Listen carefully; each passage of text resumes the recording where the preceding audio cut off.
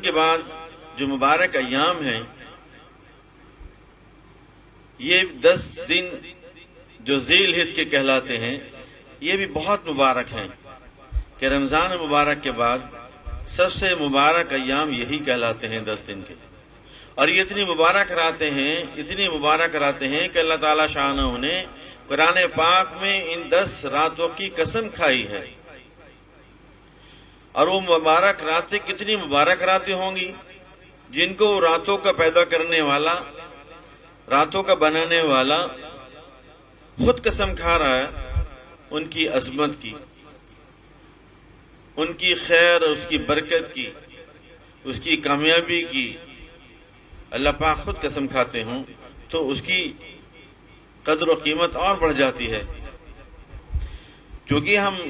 ذی الحجہ کے 10 دن کی فضیلت اور اس کی فضیلت کی باتیں زیادہ نہیں سن پاتے، اور زیادہ کوئی ہمیں بتا نہیں پاتا، جس کی وجہ سے ہم غافل رہتے ہیں ان 10 ایام کی برکتوں سے، اور ہم ان کا اہتمام نہیں کر پاتے۔ جناب رسول اللہ صلی اللہ علیہ وسلم نے ماہ ذی الحجہ کی پہلی تاریخ سے 10 ذی الحجہ تک، یعنی بقرعید کے 10 دنوں کی اور ان کی راتوں کی بہت فضیلت بیان فرمائی ہے، جس سے عام طور سے لوگ بے خبر ہیں۔ جناب نبی کریم صلی اللہ علیہ وسلم نے ارشاد فرمایا، اللہ تعالیٰ شانوں کے نزدیک ان دنوں میں کیا گیا ہر ایک عمل اتنا پسند اور محبوب ہے کہ پورے سال کے دوسرے دنوں میں کی جانے والی نیکیاں اتنی محبوب نہیں ہیں۔ کیا انسان پورے سال نیکیاں کرتا ہے، پورے سال نیک اعمال کرتا ہے، لیکن وہ اتنی محبوب نہیں ہیں جتنی 10 دن میں کیا جانے والا عمل ہے۔ صحابہ کرام نے عرض کیا، یا رسول اللہ صلی اللہ علیہ وسلم، کیا جہاد بھی ان دنوں کے عمل کے برابر نہیں ہو سکتا؟ آپ نے ارشاد فرمایا، ہاں، جہاد بھی ان دنوں کے عمل کے برابر نہیں ہے۔ البتہ وہ شخص جو جان اور مال لے کر جہاد کے لیے نکلے، پھر ان میں سے کوئی چیز واپس نہ لائے، یعنی اپنا جان بھی اپنا مال بھی دونوں اللہ کے راستے میں قربان کر دے اور شہید ہو جائے، وہ بے شک بڑھ سکتا ہے۔ آپ صلی اللہ علیہ وسلم نے ارشاد فرمایا، تم ان دنوں میں سبحان اللہ تمام عیوب سے پاک ہے، الحمدللہ تمام تعریفیں اللہ کے لیے ہیں، اور لا الہ الا اللہ کہ اللہ کے سوا کوئی معبود نہیں، اور اللہ اکبر اللہ سب سے بڑے ہیں، کثرت سے پڑھا کرو۔ یعنی یہ 4 کلمات اللہ تعالیٰ شانوں کو اس 10 دن کے اندر سب بہت زیادہ محبوب ہیں کہ سبحان اللہ والحمدللہ ولا الہ الا اللہ اللہ اکبر۔ ایک ساتھ بھی پڑھ سکتے ہیں، الگ الگ بھی پڑھ سکتے ہیں، سبحان اللہ الحمدللہ لا الہ الا اللہ اللہ اکبر، اس طرح سے بھی پڑھ سکتے ہیں۔ جیسے سہولت ہو ایسے پڑھ لیں۔ یہ مبارک کلمات اللہ کو بہت محبوب ہیں، اور اللہ کو سب سے زیادہ پسند ہے ان 10 دنوں کے اندر ان کی کثرت کرنا۔ حق تعالیٰ شانوں کی رحمت ان دنوں میں مذکورہ بالا الفاظ کثرت سے پڑھ، حق تعالیٰ شانوں کی رحمت کی ان دنوں میں مذکورہ والا الفاظ کثرت سے پڑھتے رہنا چاہیے، چاہے الگ الگ پڑھ لیں، چاہے تیسرے کلمے کی طرح ملا کر بھی پڑھ سکتے ہیں۔ 10ویں صدی ہجری کے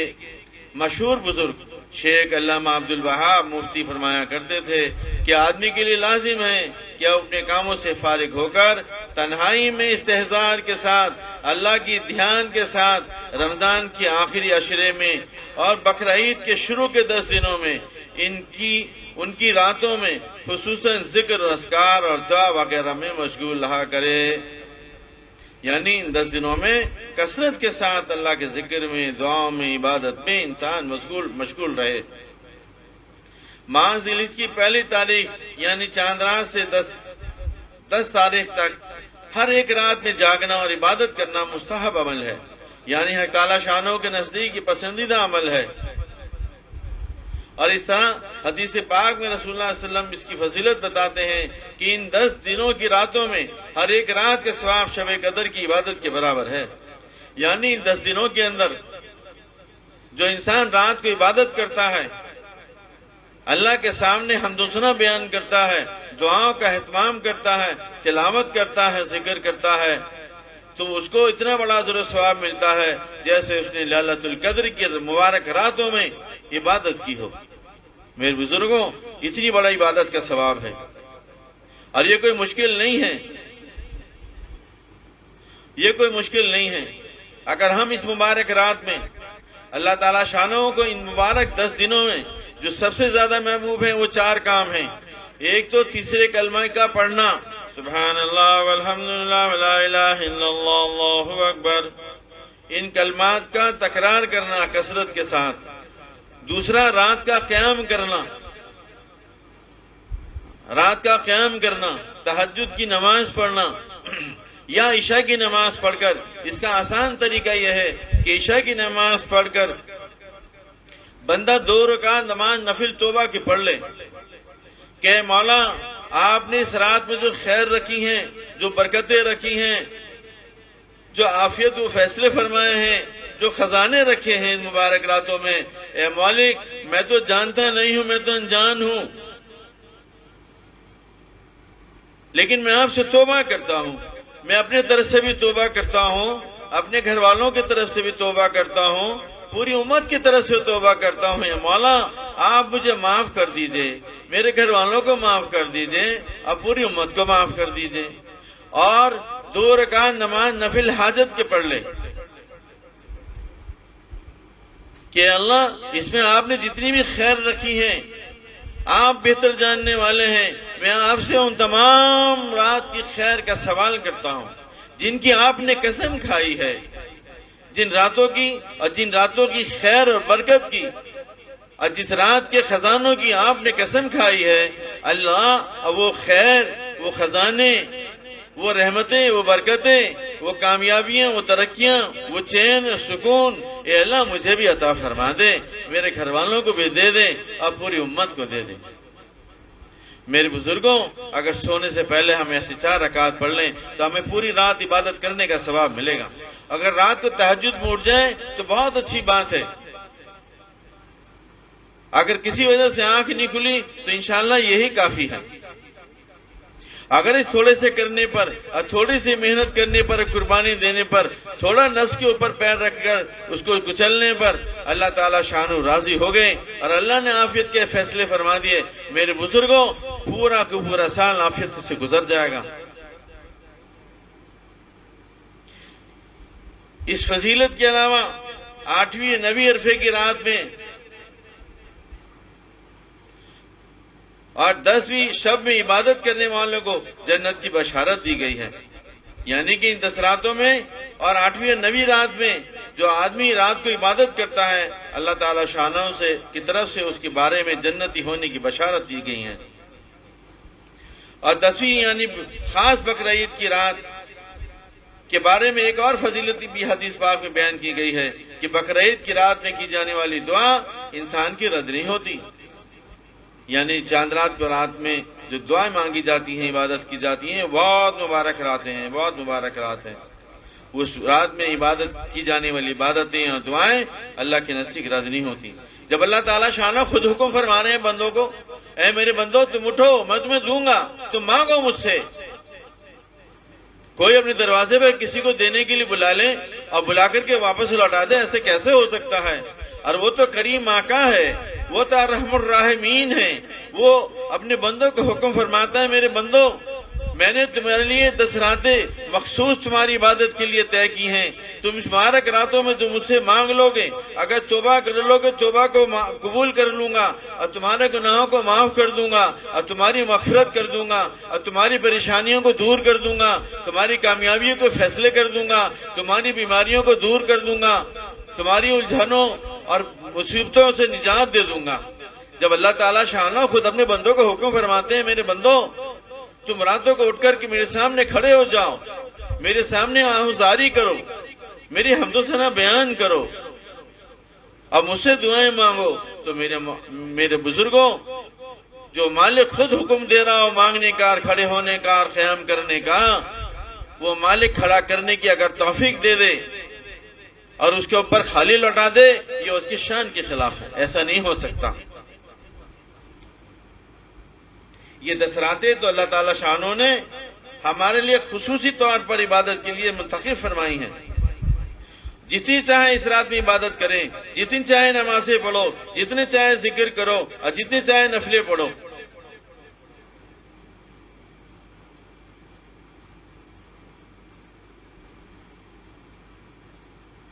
اسی طرح بقرعید کی پہلی رات سے 9ویں تاریخ تک روزہ رکھنا مستحب ہے،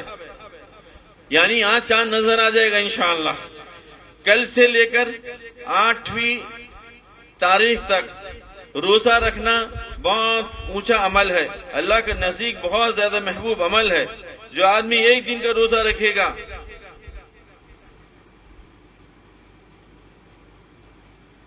جو آدمی ایک دن کو روزہ رکھے گا، اللہ تعالیٰ شانہ اس کو 1 سال کے روزوں کے برابر ثواب عطا فرمائیں گے۔ 1 سال کے نفلی روزوں کے برابر اس کو ثواب عطا فرمائیں گے جو ایک دن کا روزہ رکھے گا۔ اور جو 9 تاریخ کا روزہ رکھے گا، یعنی عید سے ایک دن پہلے جو عرفے کا دن کہلاتا ہے، جو اس دن کا روزہ رکھے گا، اللہ تعالیٰ شانہ اس کو 2 سال کے روزوں کے برابر ثواب عطا فرمائیں گے اور 2 سال کے گناہ اس کے معاف کر دیں گے۔ 1 سال گزشتہ، 1 سال آئندہ کے چھوٹے چھوٹے تمام گناہوں کو اللہ معاف کر دیں گے جو عرفے کے دن کا روزہ رکھے گا۔ اللہ تعالیٰ شانوں کی کتنی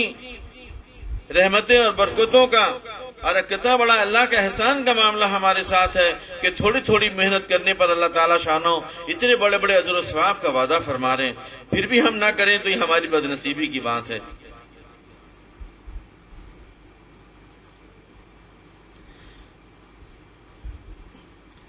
اس لیے فرمایا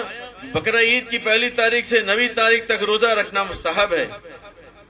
البتہ 10ویں تاریخ سے 13ویں تاریخ تک روزہ رکھنا حرام ہے، یعنی عید کے دن کا روزہ نہیں رکھ سکتے، عباسی عید کا روزہ نہیں رکھ سکتے اور تیواسی کا بھی نہیں روزہ رکھ سکتے۔ یہ 3 دن روزہ رکھنا جائز نہیں ہے۔ اگر کوئی اس دن روزہ رکھ لے گا تو بڑا گناہ کا مرتکب ہوگا۔ ام المومنین حضرت حفصہ رضی اللہ تعالی روایت کے مطابق جناب رسول اللہ علیہ وسلم ان دنوں روزوں کو کبھی نہیں چھوڑتے تھے، ان دنوں کے روزے کو کبھی نہیں چھوڑتے تھے، آپ نے پابندی کے ساتھ ان دنوں کے روزوں کو رکھا ہے۔ حدیث شریف میں آتا ہے ان روزوں کی فضیلت بیان کی گئی ہے کہ ہر دن کا ایک روزے کا ثواب 1 سال نفلی روزوں کے برابر ہے۔ اس فضیلت کے علاوہ عرفے کی روزے کی ایک خاص فضیلت اور بھی ہے کہ عرفے کا روزہ رکھنے سے 1 سال پہلے 1 سال آئندہ کے چھوٹے چھوٹے گناہوں کو معاف کر دیا جاتا ہے۔ ایک حدیث میں ہے جس نے عرفے کا روزہ رکھا اس کے 2 سال کے گناہ معاف کر دیے جائیں گے۔ ایک روایت کے مطابق عرفے کا ایک روزہ 1000 سال کے روزوں کے برابر ہے۔ عرفے کا ایک روزہ 1000 سال کے روزوں کے برابر ہے۔ عرفے کے دن کے روزے کی فضیلت دراصل اس مبارک دن کی رحمتوں برکتوں میں شریک اور حصے دار بننے کے لیے ہے جو عرفات کے میدان میں حاجیوں پر نازل ہوتی ہے، یعنی ساری دنیا سے اللہ کے مہمان، اللہ کے خاص مہمان اور اللہ کے دیوانے جن کا اللہ پاک توفیق بخشتے ہیں اپنے دربار میں حاضری کی اور اپنے گھر کا مہمان بننے کی۔ جو لوگ حج پر چلے گئے ہیں اور جو لوگ میدان عرفات میں پہنچ گئے ہیں، اللہ تعالیٰ شانوں جو رحمتیں برکتیں ان کے اوپر نازل فرماتے ہیں،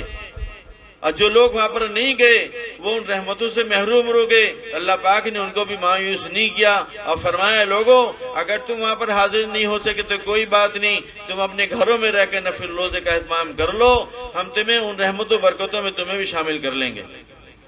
اب تم ان حاضر ہونے والوں کے لیے، ان میدان عرفات میں پہنچنے والوں کے لیے ان کے لیے دعائیں کرو کہ اللہ وہ تیرے مہمان ہیں، اے اللہ تو ان پر رحم فرما دے، ان کے بوڑھوں پر رحم کر دے، ان کو ضعیفوں پر اور ان پہ بیماروں پر، ان کے بچوں پر رحم فرما دے، اے اللہ تو ان کی مدد فرما دے۔ تو جتنے نیک اعمال عرفات میں پہنچنے والے حاجی لوگ کریں گے اور جتنی دعائیں وہ مانگیں گے اور جتنی نیک اعمال کریں گے ان تمام میں آپ کا بھی حصہ ہو جائے گا۔ اس لیے فرمایا جو عرفات کے میدان میں حاجیوں پر رحمتیں برکتیں نازل ہوتی ہیں اس کا مقصد یہی ہوتا ہے کہ اللہ تعالیٰ شانوں کہ جو صاحب ایمان بندے حج میں شریک نہیں ہو سکے وہ اس دن روزہ رکھ کر اس دن کی خاص رحمتوں اور برکتوں میں کسی حد درجہ تک حصے دار بن جائیں۔ حضرت انس رضی اللہ تعالیٰ عنہ ارشاد فرماتے ہیں صحابہ اکرام میں یہ بات مشہور تھی ان دنوں کا ہر دن فضیلت کے اعتبار سے 1000 راتوں کے برابر ہے اور عرفے کا دن 1000 دنوں کے برابر ہے۔ یہ مشہور تھی صحابہ کرام کے اندر بات کہ عرفے کا دن 1000 دنوں کے برابر اور عرفے کی رات 1000 راتوں کے برابر. اس طرح حدیث پاک کے مطابق یہ دعاؤں کی قبولیت کا بھی ایک خاص دن ہے. حضور نبی کریم صلی اللہ علیہ وسلم نے ارشاد فرمایا جس نے اپنی زبان کو بری باتوں کے بولنے سے، اپنے کانوں کو حرام آواز کے سننے سے اور اپنی آنکھ کو حرام منظر دیکھنے سے عرفے کے دن حفاظت کی تو اس دن کی برکت سے اس کے گناہ بخش دیے جائیں گے. اور ایک اور حدیث پاک میں آتا ہے کہ جہنم کے مجرمین میں عرفے کے دن سے زیادہ کسی دن اور آزاد نہیں کیے جاتے، یعنی پورے سال جتنے جہنم سے جہنمیوں کو آزاد کیا جاتا ہے اس سے کہیں زیادہ عرفے کے دن آزاد کیا جاتا ہے.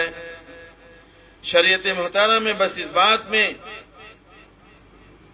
بس سال بھر کے اندر یہی بقرعید کے مہینے کے 9 دن کا سال بھر کے اندر بقرعید کے مہینے کی 9 تاریخ کا دن عرفے کا دن کہلاتا ہے. جس دن حجاج اکرام عرفات کے میدان میں ہوتے ہیں. عرفے کا دن صرف اسی کو کہتے ہیں، اس کے علاوہ اور کسی دن کو عرفہ نہیں کہتے، کیونکہ تمام حاجی میدان عرفات میں پہنچ چکے ہوتے ہیں. وہ ان کا حج ہوتا ہے اس دن وہاں پر، تو اسی لیے وہ عرفے کا دن کہلاتا ہے. ان کا وہ 8 تاریخ ہوتی ہے چاند کی، ہمارے یہاں پر وہ 9 تاریخ ہوتی ہے چاند کی.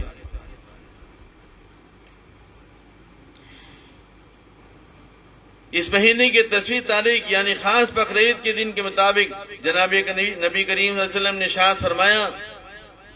انسانوں کا کوئی عمل اللہ کے نزدیک اس روز قربانی کا خون بہانے سے زیادہ پسندیدہ نہیں ہے. قربانی کا خون زمین پر گرنے سے پہلے اللہ پاک کے یہاں قبولیت حاصل کر لیتا ہے. اس لیے فرمایا قربانی جیسی عظیم اہم عبادت خدا کے حکم کی تعمیل اجر و ثواب کی نیت سے کی جائے، نہ کہ رسم و رواج کی طرز پر یا لوگوں کو دکھانے کے لیے، جیسا کہ آج لوگ ہم کرتے ہیں. ہم دکھانے کے لیے قربانیاں کرتے ہیں، ہم مہنگے جانور لاتے ہیں جس سے کہ لوگ ہماری واہواہی کریں، لوگ ہماری تعریفیں بیان کریں، لوگ ہمیں اچھا کہیں دیکھو جناب کتنا مہنگا بکرا کی قربانی کی ہے اور کتنا مہنگا جانور لے کر آئے ہیں. یہ بزرگوں بہت اچھی بات ہے، بے شک آپ اللہ پاک نے آپ کو دیا ہے، آپ خوب مہنگے جانور خریدیں، لیکن یہ اسراف ہے. جتنے پیسے میں آپ نے اتنا مہنگا جانور خریدا ہے، اتنے پیسے میں 2 جانور آ جاتے، 3 جانور آ جاتے اور 3 قربانی کرنے کا ثواب آپ کو زیادہ ملتا. اور اگر ہم دکھانے کے لیے قربانی کریں گے اور لوگوں میں واہواہی کرنے کے لیے، اپنا نام کرنے کے لیے، اپنے نام اونچا کرنے کے لیے اگر قربانی کریں گے میرے بزرگوں، اس قربانی کا اللہ کی طرف سے ہمیں کوئی اجر و ثواب ملنے والا نہیں ہے. اللہ تعالیٰ شانو کل قیامت کے دن ارشاد فرما دیں گے جن لوگوں کو دکھانے کے لیے تم نے اپنی قربانیاں کی تھی، اپنے نیک اعمال کیے تھے، تم انہی سے بدلہ لے لو. شرط یہ ہے کہ ہم جو قربانی کریں وہ اللہ کے راضی کرنے کی نیت سے کریں، کہ اللہ کا ہم پر حکم ہے قربانی کرنے کا، ہم اللہ کو راضی کرنے کے لیے، اللہ کے حکم کو پورا کرنے کے لیے قربانی کر رہے ہیں. یہ اگر نیت ہوگی تو انشاءاللہ اجر و ثواب ملے گا. حضرت عائشہ رضی اللہ تعالیٰ ارشاد فرماتی ہیں کہ جناب رسول اللہ صلی اللہ علیہ وسلم نے ارشاد فرمایا قربانی کے ہر بال پر 1 نیکی قربانی کرنے والے کو ملتی ہے، ہر بال کے بدلے میں 1 نیکی. حضرت ابو سعید خدری رضی اللہ تعالیٰ عنہ بیان فرماتے ہیں کہ سرکار دو عالم صلی اللہ علیہ وسلم نے خاتون جنت حضرت فاطمہ الزہرا رضی اللہ تعالیٰ عنہ سے ارشاد فرمایا اے فاطمہ اپنی قربانی کے پاس آ کر کھڑی ہو جاؤ، اس کا جو قطرہ زمین پر گرے گا اس کے بدلے میں اللہ تعالیٰ شانہ تیرے تمام پچھلے گناہوں کو بخش دیں گے، معاف کر دیں گے. حضرت فاطمہ رضی اللہ تعالیٰ عنہ نے عرض کیا یا رسول اللہ یہ بشارت صرف میرے لیے ہے، یہ تمام امت کے لیے ہے. آپ صلی اللہ علیہ وسلم نے ارشاد فرمایا تمہارے لیے بھی اور تمام مسلمانوں کے لیے بھی یہی بشارت ہے. ایک اور دوسری حدیث میں حضرت ابو امامہ رضی اللہ تعالیٰ بیان فرماتے ہیں کہ جناب رسول اللہ صلی اللہ علیہ وسلم نے ارشاد فرمایا قربانی میں بہتر قربانی بکری کی قربانی ہے. بعض روایتوں میں میڑے کی قربانی افضل بتایا گیا ہے. حضرت حسین بن علی رضی اللہ تعالیٰ بیان فرماتے ہیں کہ رسول اللہ صلی اللہ علیہ وسلم نے ارشاد فرمایا، جس شخص نے حسن اعتقاد اور ثواب کی نیت سے قربانی کی تو یہ قربانی اس کے لیے دوزخ سے نجات کا ذریعہ بن جائے گی۔ حضرت عبداللہ بن عباس رضی اللہ تعالیٰ بیان فرماتے ہیں کہ نبی کریم صلی اللہ علیہ وسلم نے فرمایا، عید الاضحیٰ کے دن سب سے اچھا خرچ یہ ہے، یعنی عید کے دن کا سب سے اچھا خرچ یہ ہے کہ انسان اپنا مال اپنی قربانی کرنے میں خرچ کرے۔ تو میرے بزرگوں، یہ قربانی کا عمل اللہ کو بہت پسند ہے۔ یہ قربانی کا ایام ہے، قربانی کے دن ہے۔ ہم اپنی جان کی، اپنی مال کی اللہ کے راستے میں قربانی دیں اور اچھے اعتقاد کے ساتھ، سچے یقین کے ساتھ اللہ کو راضی کرنے کی نیت سے کریں، تو انشاءاللہ اللہ پاک اس قربانی کی برکت سے ہم سے راضی ہو جائیں گے اور ہماری مصیبتوں، پریشانیوں کو، دنیا کے تمام مسائل کو اور آخرت کے تمام مسائل کو اللہ پاک دور کرنے کا ذریعہ بنا دیں گے۔ تو میں نے ابھی آپ کے سامنے عرض کی کہ یہ مبارک ایام ہیں، 10 دن، اللہ کرے نہ جانے ان کی غنیمت سمجھیں۔ یہ مبارک راتیں ہیں، یہ مبارک دن ہیں، ان کو غنیمت سمجھیں، ایک ایک لمحے کو وصول کرنے کی کوشش کریں، ان کو وقت کو ضائع نہ کریں۔ میرے بزرگوں، آپ دیکھ رہے ہیں کہ دنیا سے لوگ کیسے کیسے جا رہے ہیں، کتنی بڑی تعداد میں لوگ چلے گئے ابھی ہمارے سامنے،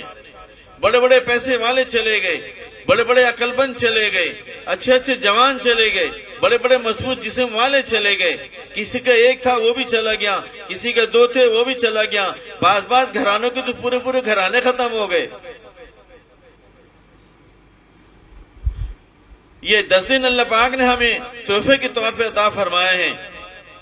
یہ انعام کے طور پر ہمیں عطا فرمائے ہیں، ہم ان کی قدر کر لیں، نہ جانے آئندہ سال ہم موجود ہوں نہ ہوں۔ میرے بزرگوں، میری آپ سے التجا ہے اور آپ سے گزارش ہے اور آپ سے درخواست کرتا ہوں کہ اللہ پاک مجھے بھی اور آپ کو بھی ان 10 دنوں کی، آنے والے 10 دنوں کی قدردانی کی توفیق نصیب فرمائے اور ان کے دن کو اور ان کے راتوں کو وصول کرنے کی توفیق نصیب فرمائے۔ ان میں یہ 4 کام اللہ کو سب سے زیادہ محبوب ہیں۔ میں ایک بار پھر دوبارہ عرض کر دیتا ہوں، سب سے پہلا کام کیا ہے؟ تیسرا کلمہ پڑھنا، سبحان اللہ، الحمدللہ، لا الہ الا اللہ، اللہ اکبر، یعنی اللہ کی حمد و ثنا بیان کرنا یہ اللہ کو سب سے زیادہ محبوب ہے۔ کیا ہم روزانہ 3 تسبیح صبح پڑھیں، 3 تسبیح رات کو سونے سے پہلے پڑھ لیں اور چلتے پھرتے اٹھتے بیٹھتے کثرت کے ساتھ ورد رکھیں اس کلمے کی۔ دوسرا عمل اللہ کو پسند ہے روزے کا رکھنا، روزہ رکھنا یہ اللہ کو زیادہ محبوب ہے۔ ایک دن کے بدلے میں 1 سال کے گناہ معاف ہوں گے اور 1 سال کے روزوں کے نفلی روزوں کے برابر ثواب عطا فرمائیں گے اللہ تعالیٰ شانہ۔ اور جو 9 تاریخ کا روزہ رکھے گا اس کے 2 سال کے چھوٹے چھوٹے گناہ معاف کر دیں گے اور 2 سال کے روزوں کے برابر اللہ پاک اس کا ثواب عطا فرمائیں گے۔ اور تیسرا کام کیا ہے کہ رات کو قیام کرنا، کہ اللہ توفیق دے تہجد کا اہتمام کریں، ہم تہجد کا اہتمام کریں۔ میرے بزرگوں، تہجد کی بے شمار فضیلتیں ہیں۔ جو تہجد کا اہتمام کرتا ہے، اللہ کا وعدہ ہے اس انسان کا موت ہی نہیں آئے گی جب تک اللہ پاک اس کو اپنے محبوب نہیں بنا لیں گے، اپنے نیک بندوں میں شامل نہیں کر لیں گے، اپنے دوستوں کو اپنا ولی نہیں بنا لیں گے۔ جب تک وہ انسان ولی نہیں بن سکتا، اس کو موت ہی نہیں آئے گی تو تہجد کی پابندی کرے گا۔ اور دوسری فضیلت اس کے یہ ہے کہ جو تہجد کا اہتمام کرے گا روزانہ پڑھنے کا، اللہ تعالیٰ شان ایک تو ولی بنا کر موت دیں گے، دوسرے مرنے سے پہلے جنت میں اس کو مقام دکھا دیں گے۔ اور بے شمار فضیلتیں ہیں۔